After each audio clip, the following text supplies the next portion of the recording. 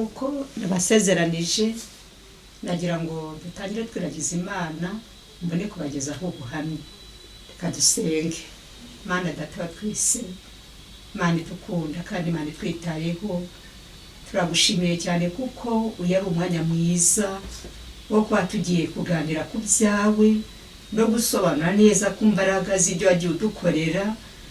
Unyemerere ubwami bw'Imana bwurukire kubana natwe, kandi by'ukuri aba ari wowe usobanura neza ku mbaraga zawe, kuko twebwe tuzivugaho agace, tuziziho agace, ariko Umwuka Wera niwe ubasha gusobanura neza kandi akinjira mu mitima y'abantu bakarushaho gusobanukirwa iby'imikorere yawe. Rero uyu mwanya Mana turakwinjize kugira ngo ubu buhamya buzagira ububasha ndetse mu mitima abantu bose bazabwumva, uzagenda ubaganiriza, ubasobanurira, Umwuka Wera abahe kumva no gusobanukirwa neza uburyo ujya ubana n'abantu bakiri mu isi. Uzaba ugize neza ibyo nubikora. Bana natwe dufashe uyu mwanya ntaba ari twe, izina ryawe rishyirwe hejuru kandi rihabwe icyubahiro. Nakoze cyane ko mishe gusenga kwacu mu izina rya Yesu, amen. Mbere yuko dutangira ubuhamya, ndagira ngo dutanye guhimbaza Imana mu ndirimbo 93 mu ndirimbo zo gushimisha Imana. Ni indirimbo ivuga ngo umunsi mwiza nibuka. Icyo gitero cya mbere, umunsi mwiza nibuka, ubona kwemereyeho by'ukuri umunsi nakiriho agakiza nari ndushye mu mutima, ariko imitwaro yose yari ndemereye niho nubishimbiye ku mugongo. Igitero giheruka kiravuga mu iteka nzagukorera, hamwe n'uburyo nabonye uburuhukiro mu Mana byatumye maramaza kuyikorera kugeza ku iherezo ry'ubuzima bwanjye. Murakoze.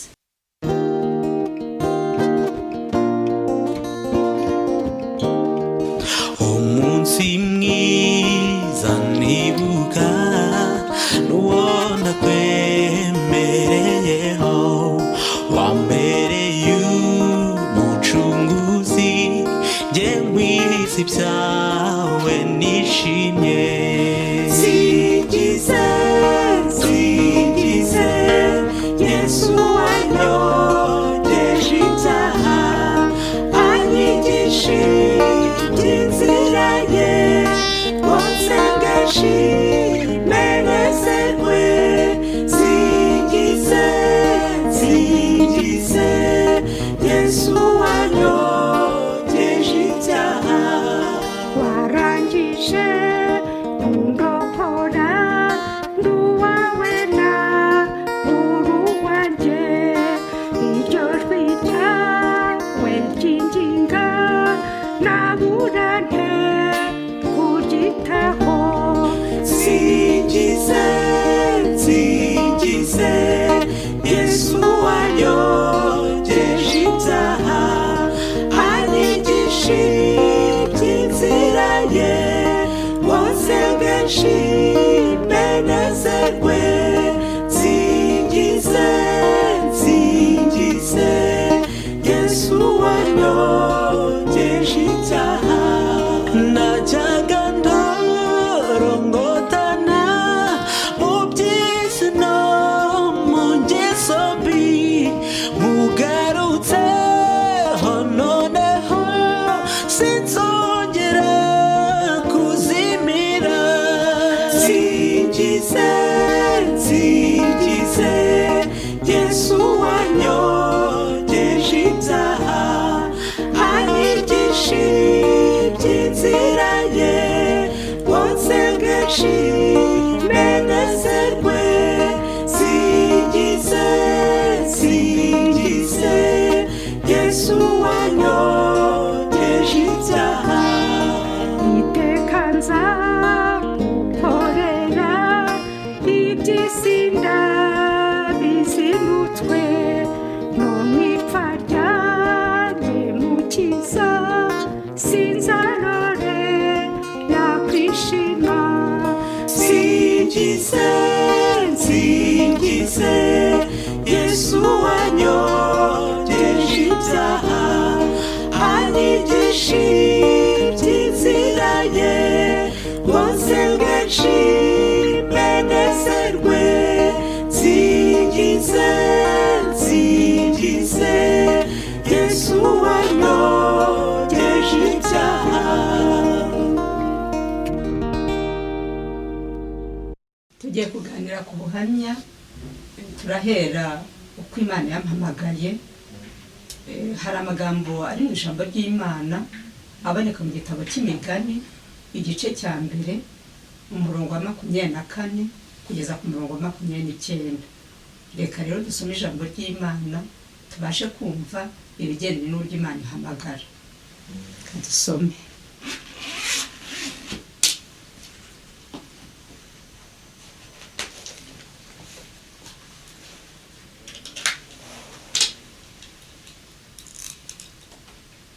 Igice cya mbere umurongo wa 24 haravuga ngo ndarabahamagaye muraninira, nabaramburiye ukuboko ntihagira ubyitaho, ngo ahubwo mwahimye inama zanjye zose no kubacyaha kwanjye mubyitaho. Ngo nuko nanjye rero nzabakina ku mubyimba mwagize ibyago, nzabaseka icyo mwatinyaga kibagezeho. Igihe umubaro igihe muzatungurwa n'ubwoba nk'umugaru, ibyago byanyu bikaza nka serwakira, igihe umubabaro n'uburibwe bizabageraho, ngo nibwo bazantakambira nkabihorera, bazanshakana umwete ntibazambona, kuko banze kumenya kandi ntibahisemo kubaha Uwiteka, ntibemeye inama zanjye. Imana idufashe. Ni amagambo arimo uburyo Imana ihamagara abantu. Igihe cyose Imana ibihamagara. Imana iduhamagara mu buryo butandukanye. Ishaka kuguhamagaza ibyiza, ariko ndabonye ko abantu iyo bahamagaje ibyiza si kenshi babyitaho cyangwa se ngo bayimenye. Ahubwo nabonye akenshi abantu bakunda kumenya Imana cyangwa se kumva ibahamagaje ibintu bikomeye.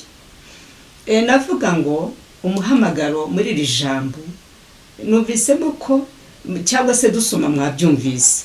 Ndarabahamagaye muraninira, nabaramburiye ukuboko ntihagira ubyitaho. Imana irahamagara uko bwije nuko bukeye.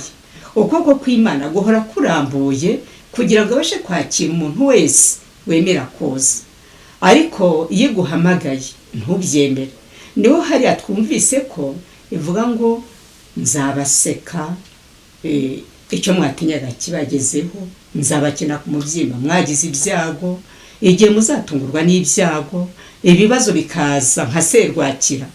Ijambo ry'Imana twasomye hano ryabitubwiye yuko dushaka gutungurwa bitewe nuko yaduhamagaye, iduhamagaza ibyiza, ariko ntitubashe kubyitaho. Akenshi ishobora kuguhamagaza kuguha ubutunzi, ntubone ko ari Imana byabikoze iguhamagara. Wowe ukagira ngo nuko ufite imbaraga nyinshi zo kumenya gukora, bigatuma iby'Imana utabyitaho. Iyo ushobora kuguhamagaza kuguha kubyara, abandi ari ingumba, ukabona ko wabyaye kuko byari ngombwa. Abandi kabahamagaza kubaha amashuri akiga ndetse akabona akazi. Ibyo wabireba ukavuga uti niko byagomba kumera. Burya byose Imana ibihamagara.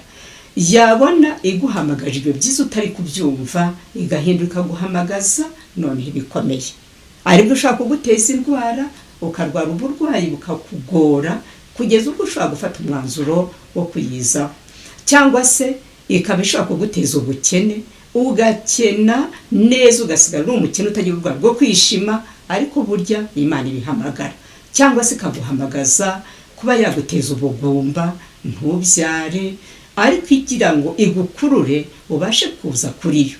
Mbese Imana ihamagara mu buryo butandukanye, ihamagaza ibintu bitandukanye, ariko iri jambo rikwereke ko igihe cyose Imana ibihamagara ishaka abantu bayizaho, abantu baza bakabana nayo. By'ukuri ntabwo n'ubandi butinde cyane muri aya magambo, gusa kwari kugira ngo mwumve ko ngewe ari ibigendanye n'ubuhamya bwanjye, kuko Imana yarampamagaye. Itangira kumpamagara ndi umwana muto ariko ntasobanukiwe. Nibuka ko nkiri umwana iwacu mu rugo, nari umwana ukunda kugira ibintu byo kuganira cyane. bigatuma abantu bankunda bakagenda bampa uduceri, habagaho ibyo bita imiya, amakuta cyangwa se ifaranga rimwe, abantu bagenda bampa ariko uko bayampa urumva ndi umwana muto utaratangira no kwiga, utaramenya no gusoma no kwandika. Mu mutima wanjye numva hajemo ko ayo mafaranga nzagenda nyabika nkazagura Bibiliya. Twarababona igitabo cy'Imana.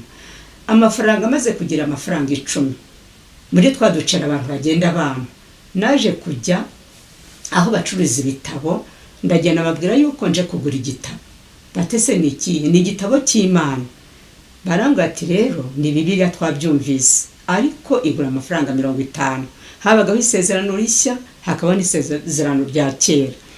Ubwo barambwira tugenda ushakisha ndi, nugira 50 uzaze tuguhe igitabo.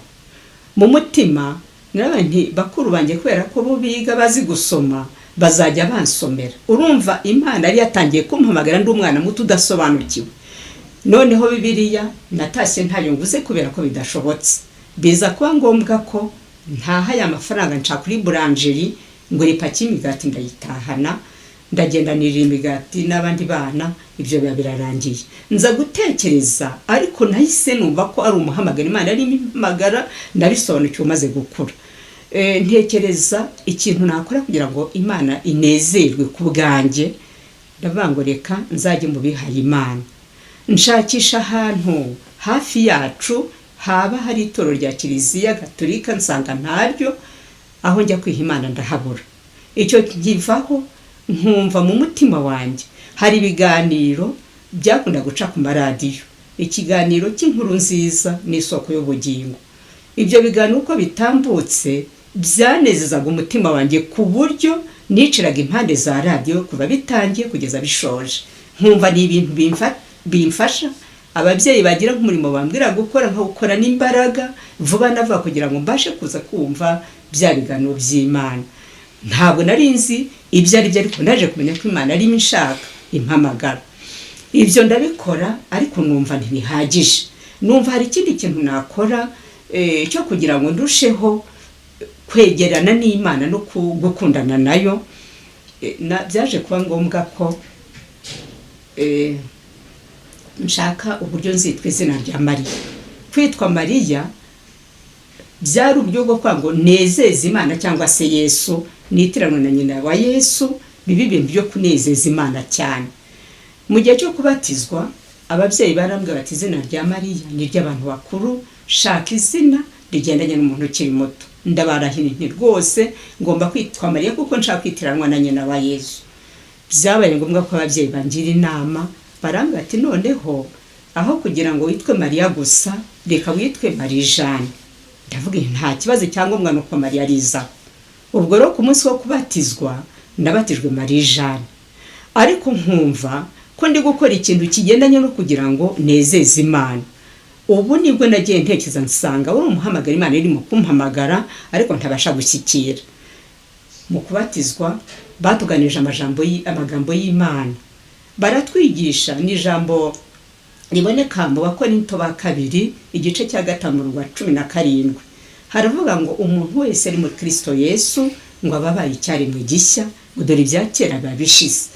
Nahise numva ko uburyo bidusobanuriye ibyaha byose mwakoze ubu bikuweho. Bari badukora umuhango wo kutubatiza amazi ku gahanga. Ndangije nzamango bw'ibyaha byose nakoze bibabariwe guhera none. Nta bindi byaha nzongera gukora, nzakomeza ngendane n'Imana rwose. Mbese numva mbaye umurokore. Uwo munsi nibwo numvishe ko nakijijwe. Rero narakomeje mbaho mu bukumi bwanjye bwose, numva nkijijwe, numva ndi umurokore, mbese ndi umuntu ushima Imana. Igihe cyaje kugera Imana ingira neza. Nari narize amashuri makeya, amashuri 3 bita familiare, ryari ishuri ry'ingoboka. Ntabwo ninagiriwe ubuntu bwo kwiga segonderi. Niga abanza 6, noneho nza kwiga n'amashuri ya familiare ndayirangiza. Ngirangije Imana yangira ubuntu impakazi, mbona akazi muri paruwase, ndi comptable muri paruwase. Mu gihe nari ndimo nkora ako kazi, ababyeyi banje baje gushaka kunsingira fraude. haboneka umuntu w'umugabo w'umukire cyane.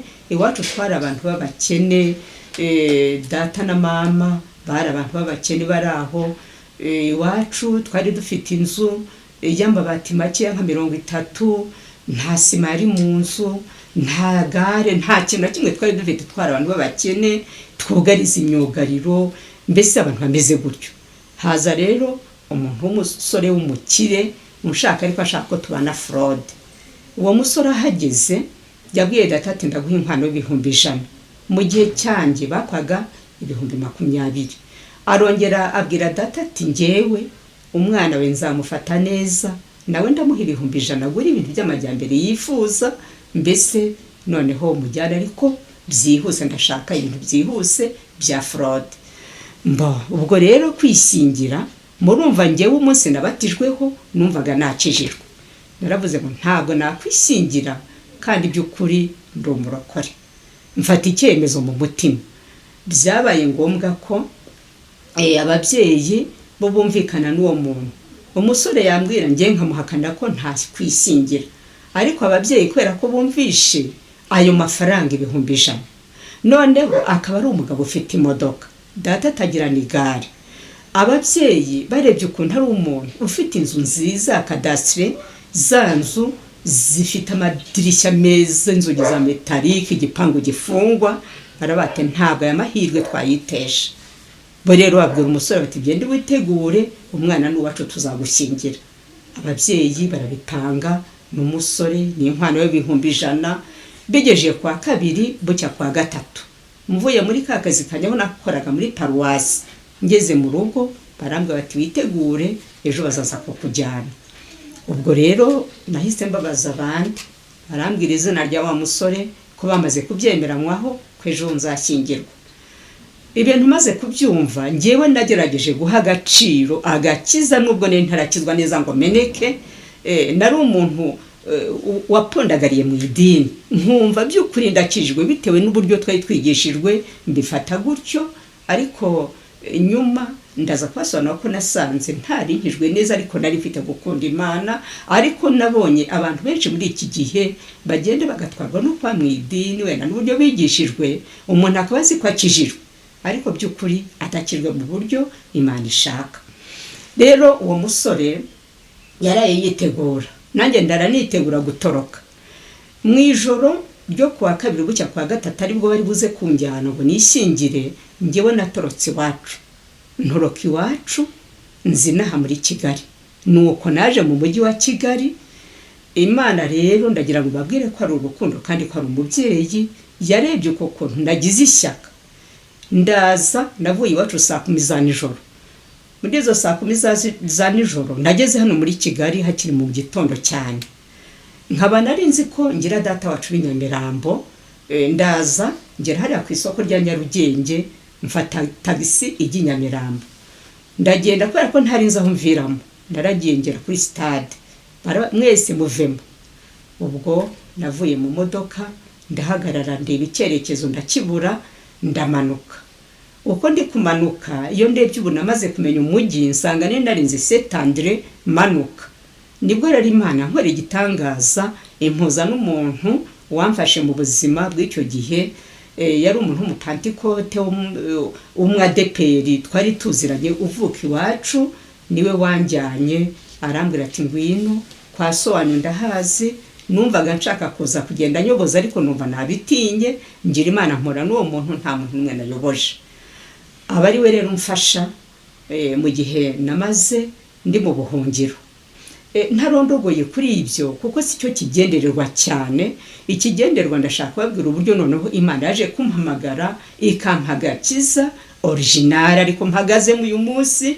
Mu gihe kiriya gihe numvaga nibwira ko nkijijwe, ariko Imana iranyitegereza isanga nubwo nakijijwe ariko ntaraciye mu irembo rirasukirwamo. I Kigali mpageze gusa nababwira ngo Imana hampereye umugisha. Ndabanza mbona akazi mu buryo bwihuse bwo gukora mu magazine y'Abahinde, akazi ngakoramo igihe gito. Nyuma Imana iza kunkorera ikindi gitangaza, iza kumpa akazi keza noneho muri company bitaga Idrobat. Aho niho nakoze akazi, noneho nza kukaboneramo amahirwe yo gushaka urugo. Mbona umugabo kubera ko ntari nsobanukiwe cyane ibyo gukizwa, ntabwo bari barigeze badusobanura ko iyo umuntu akijijwe neza amenetse adashakana n'umuntu udakijijwe. Nashakanye n'umuntu udakijijwe ko ntabwo nari mbizi, ntabwo nari nabyigiye. Umuntu turashakana turabana. Rero tumaze kubyara abana 3 ntwite uwa 4 nibwo Imana yampamagaye umuhamagaro ngiye kubabwira uburyo Imana yampamagayemo. Nari ndaho ngewe nzi ko nakijijwe, nkumva ndi umuntu w'Imana, murumva izo ntambara nanyuzemo no kurwana ntoroka, byari uburyo bwo kugira ngo rwose pe ngaragaze ko ndi umuntu ufite gukunda Imana. Ariko kuko ibyo dukora byose Imana ibibiremye ikabyitegereza n'umutima uyikunda ikawumenya, byabaye ngombwa ko Imana impamagara iciye muri izi nzira. Yagize itya muri abo bana nari maze kubyara, umwana umwe arwara indwara y'ibituri, araturagurika ku mubiri, indwara bagira ngo ni ibihara. Indwara imutindaho, noneho uko ndi kugenda nyireba bajyaga bavuga ngo abantu barwaye sida ngo bagira ibintu by'ibituri gutyo bibyimba ku mubiri. Ngewe mu bitekerezo byanjye mbona ko umwana wanjye arwaye sida. Ni mu bitekerezo, nta muganga wamusuzumye, ntabwo nigeze ya kumufatisha amaraso. Narabitekereje ndavuga ngo umwana wanjye afashwe na sida. Ariko by'ukuri ndashaka kubabwira ko bwari uburyo cyangwa se strategy Imana ikoresheje zo kugira ngo impamagare. Noneho ubwo mbwira umutware wanjye n'umwana wacu urabona ko arwaye sida, muvanamo imyenda ndamwereka. Umutware abyitegereje yaraturitse araseka, arambwira ati none se ubikuye ku mwana arwaye sida? Wese ntuwe ntubona ibintu afite ku mubiri? Yaransetse azunguza umutwe ahita agenda. Noneho ngensigara ntekereze ni kubera ko atagiye kugise akaba atazo kwibise bijyana, niyo mpamvu atagize agahinda k'ibibazo twahuye nabyo.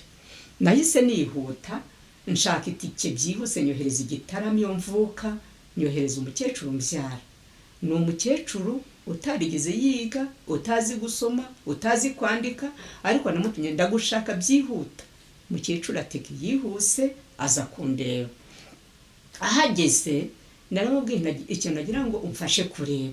Umwana wanjye yarwaye sida, ubwo muvanamo imyenda ndamwereka. Umukecuru aritegereza, abirebye arambwira ati uzi ko ariyo? Akimara kumbwira ngo uzi ko ariyo, ari we ari nanjye twaraturitse turarira, kuko njye numvaga mbaye nk'umuntu ubonye icyemezo cyuzuye cya muganga. Kandi nabwiye ngo ni umukecuru utazi gusoma, utazi kwandika, mbese navuga ko yari umuntu navuga ko wenda yari adasobanukiwe nabo. Ariko aho kugira ngo ngire agatima ko kumufatisha amaraso ndebe ibyo ndi gutekereza ko ari ukuri, ahubwo umukecuru arambwira ati rwose mbonye ko ari sida niyarwaye. Turarira, turangije kurira turihanagura, umukecuru wanjye arataha, nanjye sigara mu gahinda. Kuva icyo gihe nagize agahinda ku buryo narebaga umwana wanjye ngaturika nkarira. Umwana wanjye azarinda apfa. Bavuze ko umuntu ananuka akaba secret cyishushanyo cy'amagufa, ntubo azarinda agera aha hantu. Koko merewe gute? Nkumva umutima umpagazemo, narya ntibimanuke, nanywa amazi ntagende. Ngeze igihe ngewe nigiriye inama, ndabanga ariko uwashaka ahantu abantu basenga, nkajya mu bantu basenga, noneho nkareba ko byaruhura umutima wanjye. Byabaye ngombwa ko ntekereza. Nari naraciye mu madini atandukanye, hari iry'iwacu basengeragamo, nkiri umwana baranjyanaga, ndaritekereza numva ibyaryo ndabizi. Hari iryo nihitiyemo maze kuba umukobwa w'inkumi, aba ari ryo nsengeramo kugeza nshatse. Iryo ibyaryo nari mbizi mbisobanukiwe neza. Hari iry'umutware wanjye nawe yasengeragamo, naho twajyaga tujyayo. Ayo madini yose nacangacangagamo, ariko umuntu akaba yigeze kundarika. Wa muntu wanyakiriye nageze i Kigali yigeze yandarika, arambwira ati ngwino tujyane gusengera muri ADPR. Aranjyana tugezeyo twarasenze, noneho barigisha rwose mu buryo bigishe nabikunze. Mbese mpava mvuga ngo uretse ko basenga barira basakuza, ariko hari abantu basenga neza. Ntabwo rero ko nari ntarahamagarwa nakomeje ngo ngeyo, byarangiriye aho. Mu gihe nari mfite ka gahinda k'umwana, naje kwibaza ngo idini risenga neza kurusha ayandi ni irihe. Ndavuga ntariko reka njye muri ADPR. Igihe najyaga ndi umushyitsi numvishe basenga neza, naragiye njyayo, mpageze korali Hoziyana iraririmba indirimbo ivuga ngo Yesu ni igisubizo. Iyo ndirimbo barayiririmbye baba ngo Yesu ni igisubizo. Hari aho bageraga bakavuga ngo ibigirwamana bikuyobya ubwenge, ngo imvune zo mu mutima zikakubabaza. Bavuga imvune zo mu mutima, nkavuga nti wagira ngo izo mfite bazibonye. Indirimbo bayiririmbye ndira kuva itangiye kugeza ishoje. Ubwo baza kuvaho, noneho haza kujyaho umwigisha w'ijambo ry'Imana. Umwigisha w'ijambo ry'Imana atangiye kwigisha akavuga ati wowe waje hano urushye, umubabaro n'agahinda kawe Yesu yamaze kwibona kandi yiteguye kukurohora. Uko babivuga kavuze koko babwiwe n'iki agahinda nazanye. Uwo munsi wambere umunsi w'amarira, narariraga mfunaguza, mbese numva ukuntu Yesu ari bunduhure, umubabaro nazanya koko nanjye yabasha kunduhura. Ibintu nkabitekereza ariko ndavuga nti uko biri kose buriya yambonye. Iyo nza kuba hari umuntu naje tuzanye uzi ibibazo byanjye, nari kuvuga ko yabivuze, ko yabibabwiye, ariko nsanga naje nizanye nta muntu n'umwe twavuganye. Ndaba uko biri kose ni Imana koko yabonye agahinda kanjye. Igihe cyaje kugera turimo turangiza amateraniro, baravuga ngo rero ngo batwagira ngo dusengere abarwayi. Burya n'uburi mu nzu y'Imana ujye umenya ngo nta kintu na kimwe gikorerwa mu nzu y'Imana kidafite icyo kimaze. Njyewe bavuze umwanya wo gusengera abarwayi, bavuze gusengera abarwayi, ndavuga ngo kuki ntamenye ko asengera abarwayi, ngo umurwayi mfite mbe namuzanye. Ubwo baravuga ngo noneho baba bafite abaje barwaye nibahaguruke, ufite umurwayi wasigaye ahaguruka mwizere. Ndahaguruka ariko ngambira mu mutima ngo ku cyumweru kizakurikiraho nzagarukana wa murwayi mfite, kugira ngo Yesu amukore hamwegereye. Numva gukoko kwa Yesu kutari buze ngo kuve mu gakiriro, ko niho nari nateraniye kugere ku muhima. Ariko ntaha namaramaje ko ku cyumweru nzamujyana.